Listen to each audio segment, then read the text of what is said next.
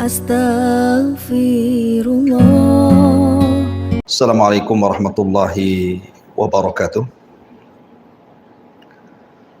Alhamdulillah wassalatu wassalamu ala Rasulillah wa ala alihi wa sahbihi wa mawalah wa la hawla wa la quwwata illa billahi wa ba'du. Alhamdulillah, segala puja dan puji hanya milik Allah Subhanahu wa taala. Di pagi hari ini dalam rangka kajian untuk Bintal ya di kantor Bea Cukai ini, di tengah-tengah kesibukan ibu bapak sekalian bekerja, masih bisa meluangkan waktu untuk beriman sesaat dalam rangka mendekatkan diri kepada Allah Subhanahu wa taala dengan talabul ilmi. Salawat dan salam tak lupa kita hadiahkan demi keberkahan majlis di pagi hari ini. Allahumma salli ala sayyidina Muhammad wa ala alihi wa sahbihi wa man sara ala nahji ila yaumiddin. Ma'asyiral muslimin wal muslimat, ibu-ibu, bapak-bapak yang dimuliakan Allah Subhanahu wa taala. Di dalam surah Al-Insyiqaq, Allah Subhanahu wa taala berfirman setelah menjelaskan tentang hal ihwal, apa yang terjadi dengan kedatangan hari kiamat, di mana Allah Subhanahu wa taala akan menghancurkan alam semesta dan tidak tersisa kecuali Allah Subhanahu wa taala. Kemudian Allah Subhanahu wa taala mengatakan, ya ayyuhal insan innaka kadihun ila rabbika kadhan famulaki. Wahai manusia, innaka kadihun, sesungguhnya engkau akan bekerja dengan sangat letih, kepayahan. Ila rabbika, menuju Rabbmu, kadhan, dengan sebuah keletihan, famulaki, dan kelak akan berjumpa dengan Allah Subhanahu wa taala. Ayat ini dalam surah Al-Insyiqaq menjelaskan kepada kita bahwa manusia hidup itu pasti harus lelah dan letih beramal. Makanya Allah Subhanahu wa taala di dalam Al-Qur'anul Karim mengatakan, fa idza faragta fansab. Apabila Anda sudah melakukan amal soleh, kemudian selesai, maka beralihlah kepada amal soleh yang lainnya. Tetapi terkadang manusia dilupakan bahwa dia sedang berjalan menuju Allah Subhanahu wa taala. Terkadang manusia dilalaikan kalau dia sedang melakukan safar menuju Allah Subhanahu wa taala. Sehingga tak jarang di antara kita yang kemudian menghabiskan waktu-waktunya bukan untuk ketaatan kepada Allah. Lupa salat, lupa zikir, lupa baca Quran, cenderung melakukan maksiat kepada Allah Subhanahu wa taala, dan begitu seterusnya. Tapi di sana ada orang-orang yang subhanallah menghabiskan waktu-waktunya untuk beribadah kepada Allah Subhanahu wa taala. Salat tepat waktu, walaupun dia bekerja lisannya terus berzikir kepada Allah Subhanahu wa taala dan beristighfar. Dia pun meluangkan waktu untuk membaca Al-Quran, birrul walidain, menyambung silaturahim, dan macam-macam. Ya, karena manusia itu pasti akan kembali kepada Allah Subhanahu wa taala. Inna lillahi wa inna ilaihi rajiun. Kepada Allah lah, dari Allah lah kita ada, dan kepada Allah lah kita kembali. Ma'asyiral muslimin wal muslimat, ibu bapak yang dimuliakan Allah Subhanahu wa taala. Setiap manusia pasti ditakdirkan ada kematiannya. Makanya Allah Subhanahu wa taala berfirman, kullu nafsin dha'iqatul maut. Setiap jiwa itu pasti mengalami kematian. Para pendahulu kita, para nabi dan rasul, para sahabat Nabi, para ulama. Mereka orang-orang mulia, namun mereka pun disentuh dengan kematian. Apalagi kita. Nabi SAW sampai membatasi umur umat Islam itu, kata Nabi SAW, a'maru ummati baina sittina wa sab'in. Bahwa usia umatku ini, kata Rasul, hanya sekitar 60 sampai 70 tahun saja, dan sedikit yang melewati itu. Artinya setiap kita pasti akan mengalami kematian, dan setiap orang yang mengalami kematian pasti berjumpa dengan Allah Subhanahu wa taala. Ada yang berjumpa dengan Allah Subhanahu wa taala dan Allah pun senang dengan kita. Tetapi ada orang-orang yang berjumpa dengan Allah dan Allah murka kepada kita, na'udzubillah.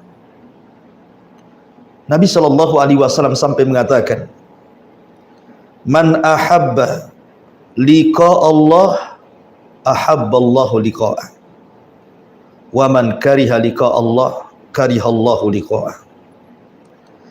Barang siapa yang senang, bahagia, hendak berjumpa dengan Allah Subhanahu wa taala, maka Allah Subhanahu wa taala akan senang dan bahagia berjumpa dengan kita.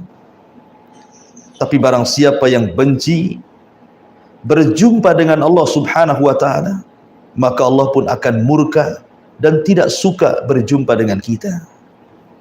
Apa maksudnya hadis ini? Para ulama mencontohkan, kalau seandainya kita selama hidup di dunia ini betul-betul menginvestasikan semua amalan saleh kita untuk akhirat kita, seperti seseorang memiliki rizki yang Allah anugerahkan kepadanya. Dengan rizki itu dia bangun istana di sorga, seperti membangun masjid, membangun sarana-sarana dakwah, atau dia beramal saleh. Seperti sabda Nabi SAW, siapa yang membaca qul huwallahu ahad Allahus samad lam yalid walam yulad walam yakul lahu kufuwan ahad 10 kali dalam sehari semalam, maka Allah bangunkan satu istana di sorga. Atau Nabi mengatakan, man qala subhanallah wa bihamdihi ghurisat lahu nakhlatun fil jannah. Siapa yang senantiasa membaca subhanallah wa bihamdihi, maka Allah akan tanamkan satu pokok kurma di sorga. Dengan kata lain, dia di dunia berusaha untuk membangun istananya di sorga. Tentu orang-orang yang seperti ini, di mana rizki yang Allah anugerahkan kepadanya, dia gunakan untuk investasi akhirat, dan amal solehnya juga demikian, maka orang-orang yang seperti ini ketika meninggal dunia, sakaratul maut, maka dia ingin cepat berjumpa dengan Allah, karena dia ingin cepat masuk ke istananya di sorga, masuk ke taman-tamannya di sorga, masuk ke keindahan di sorga dan nikmat Allah yang tiada tara di sorga. Tapi sebaliknya, orang yang hartanya diinvestasikan di dunia, dia tidak sayang dengan fuqara wal masakin, dia tidak sayang dengan anak-anak yatim, dia tidak sayang dengan orang-orang yang tidak mampu, dia tidak pernah menyumbang pembangunan masjid, pembangunan madrasah, dia tidak pernah berzikir, dia tidak pernah baca Quran, hidupnya bergelimang dengan kemaksiatan, hanya berpoya-poya membangun istananya di dunia, maka orang yang seperti ini akan sulit untuk berjumpa dengan Allah. Orang seperti ini akan benci berjumpa dengan Allah, karena dia harus meninggalkan rumahnya, dia harus meninggalkan kebunnya, dia harus meninggalkan ATM-nya, dia harus meninggalkan kekayaannya, sehingga ketika dia tidak mau berjumpa dengan Allah, Allah pun murka kepada dia. Ma'asyiral muslimin wal muslimat rahimani wa rahimakumullah.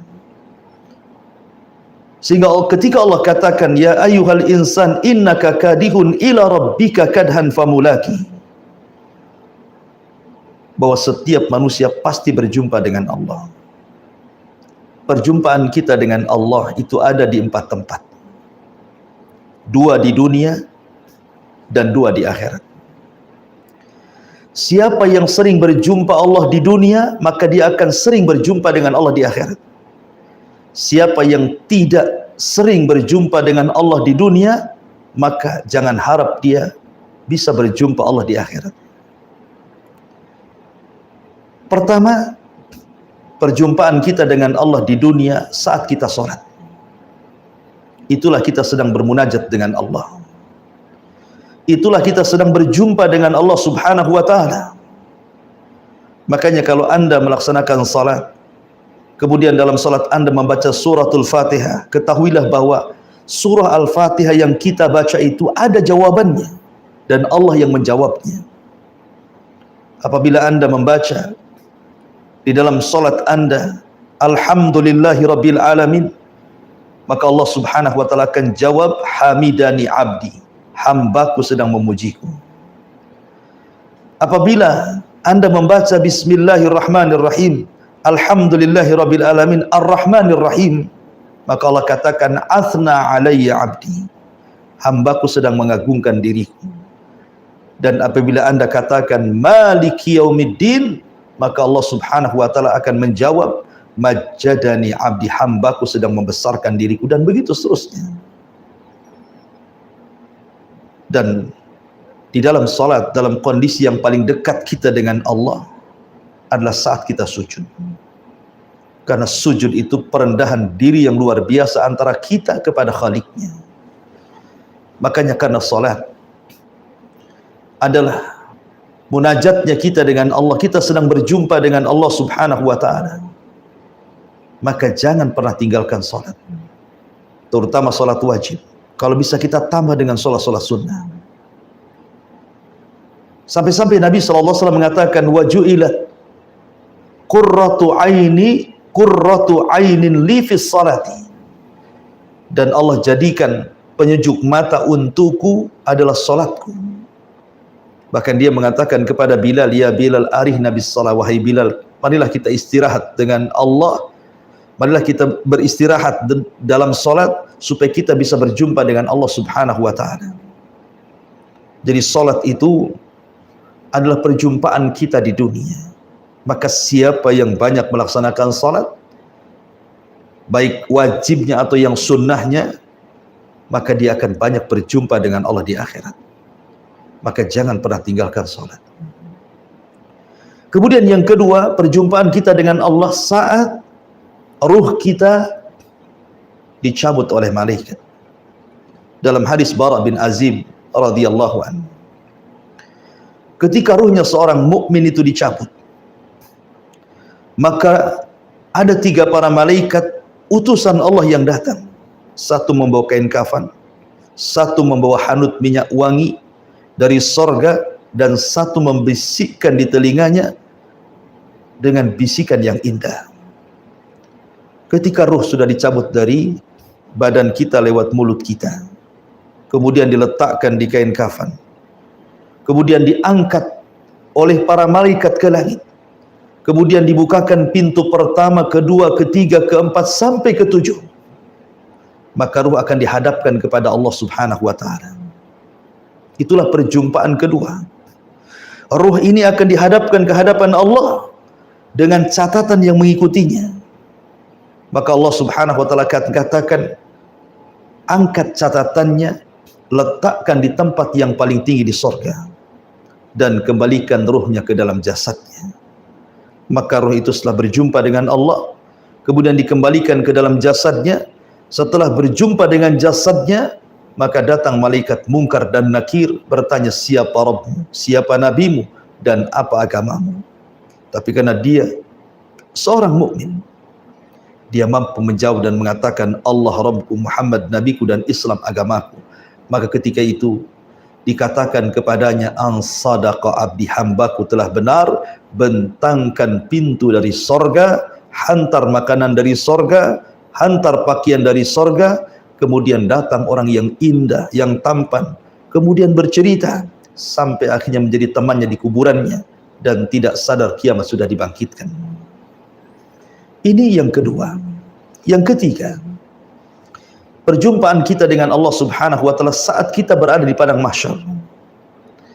saat kita berada di padang mahsyar, maka Allah Subhanahu wa taala firmankan, wa jaa rabbuka wal malaku saffan saffa. Dan Rabb akan datang di hadapan halayak makhluknya, sementara malaikat akan bersaf-saf berbaris-baris. Kemudian Allah Subhanahu wa taala akan datangkan Jahannam, waji'a bi Jahannam. Maka Jahannam kemudian akan didatangkan, dan Jahannam memiliki 70.000 tali kekang, dan setiap satu tali kekang digeret oleh 70.000 malaikat, saking besarnya. Kemudian manusia akan disaksikan dengan pandangan yang sangat-sangat mengkhawatirkan. Jahannam di depannya. Kemudian setelah ada proses yang disebut dengan tatayurus suhuf, di mana catatan kita akan diterbangkan, ada yang mengambil dengan tangan kanan, tangan kiri, dan di belakang punggung. Kemudian setelah itu terjadi hisab, kemudian setelah itu terjadi mizan timbangan, dan begitu seterusnya. Dan tentu perjumpaan yang terakhir dengan Allah Subhanahu wa taala, kalau Allah takdirkan kita masuk surga, adalah langsung melihat wajah Allah, ru'yatullah.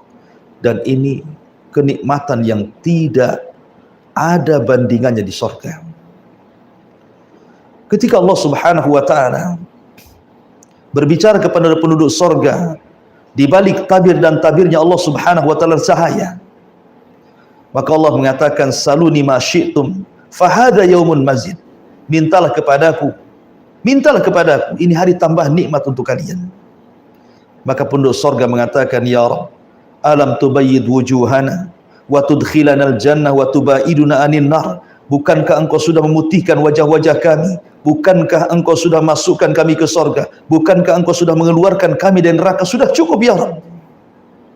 Tapi Allah mengatakan, saluni masyid, minta. Maka kemudian mereka meminta agar Allah meridai mereka tinggal di surga, dan Allah tidak pernah murka sedikit pun. Karena kalau Allah murka, maka nasibnya sama dengan Adam, dikeluarkan dari surga. Kemudian permintaan yang kedua, agar mereka bisa melihat wajah Allah. Karena Nabi Musa pernah melihat wajah Allah di dunia, meminta untuk dilihatkan wajah Allah di dunia. Allah katakan, lan tarani, engkau tidak bisa melihatku.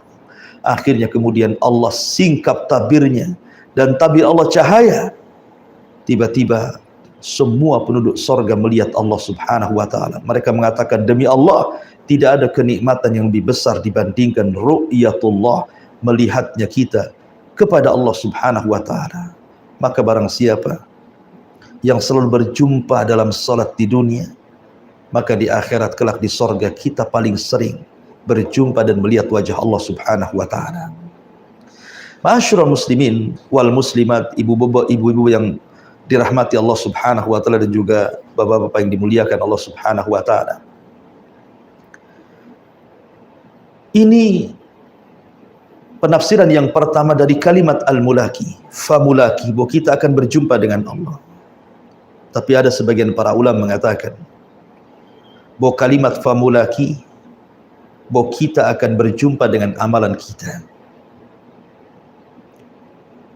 Perjumpaan kita dengan amalan kita itu bisa terjadi di dunia, dan juga akan terjadi di akhirat. Pertama, kita akan berjumpa dengan amal kita di dunia. Bahwa setiap amal kebaikan pasti ada pengaruhnya, dan kita akan rasakan. Sebagaimana amalan buruk pun ada pengaruhnya, dan kita bisa rasakan. Makanya sebagian ulama salaf mengatakan, terkadang dosa itu memiliki pengaruh kepada keluarga dan kendaraan.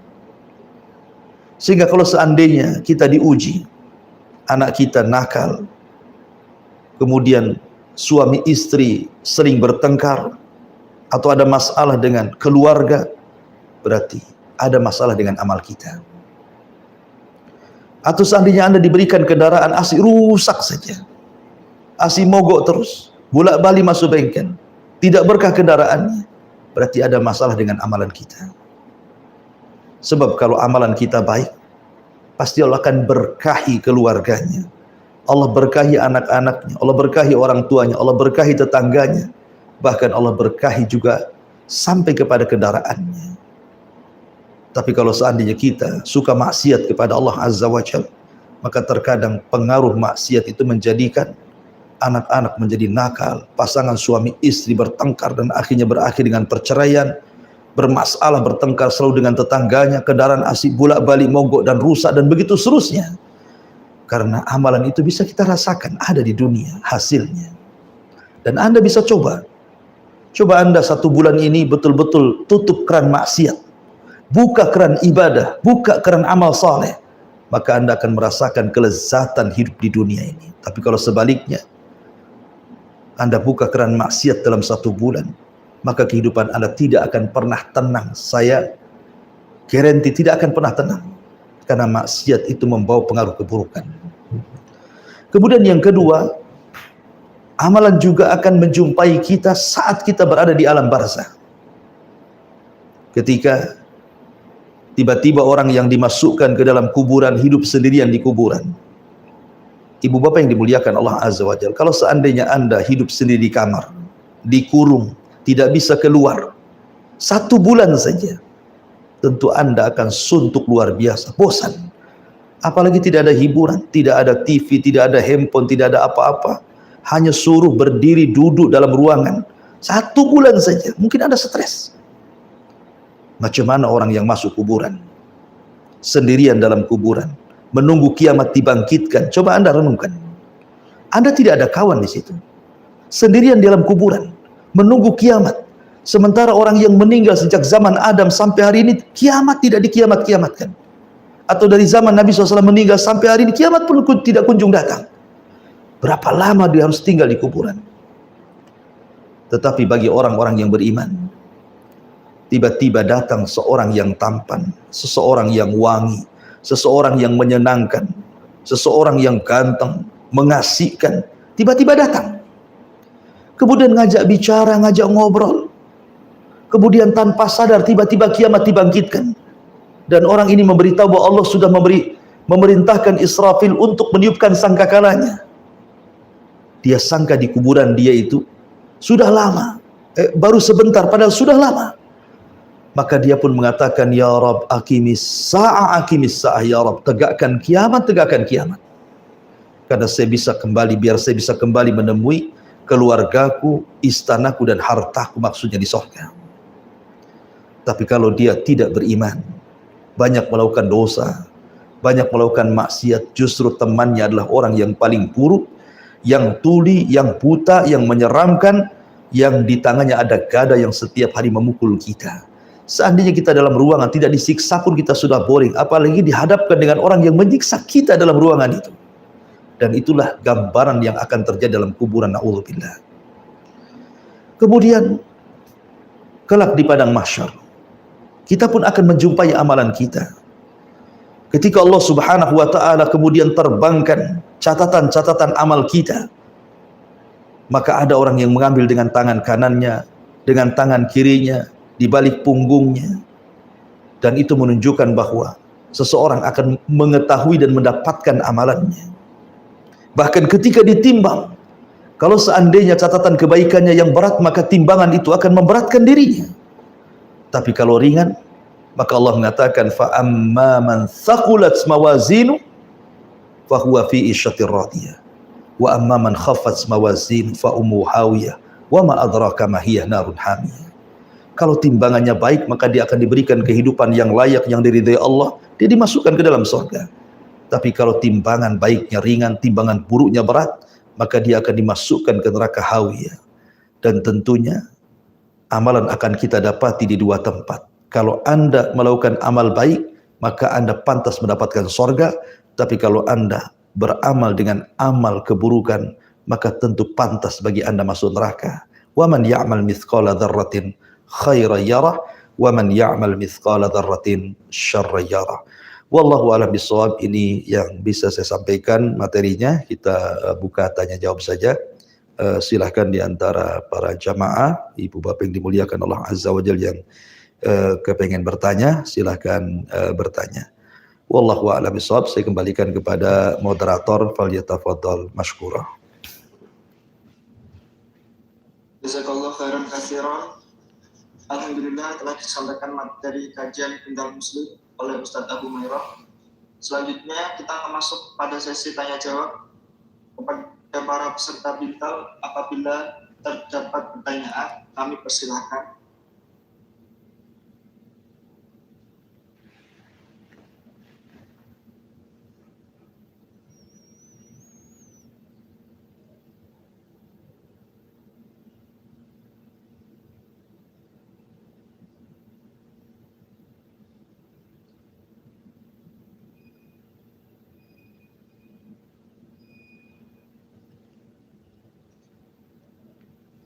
Afwan Ustaz, Ya. Saya dulu yang bertanya. Boleh?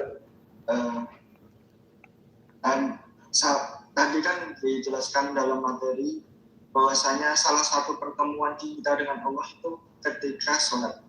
Dan Allah pun memerintahkan kita melaksanakan sholat dengan tepat waktu. Tapi dalam menjalankan pekerjaan, terkadang kita pernah mengikuti rapat dengan pimpinan yang terkadang bertabrakan dengan waktu sholat, Ustaz. Yeah. Nah, sebagai seorang muslim dan kita posisi sebagai bawahan, bagaimana sikap yang perlu kita lakukan, Ustaz? Iya. Alhamdulillah, salatu wassalamu ala rasulillah, amma ba'du.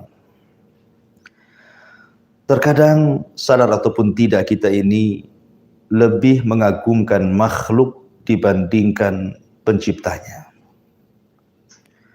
Padahal kita pasti mati dan kita pasti berjumpa dengan Allah Subhanahu wa ta'ala.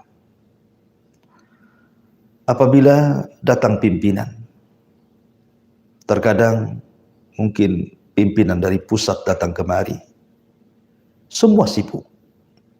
Mulai dari penjemputan di bandara, kemudian sampai mengadakan acara, protokolernya, sambutannya, macam-macam.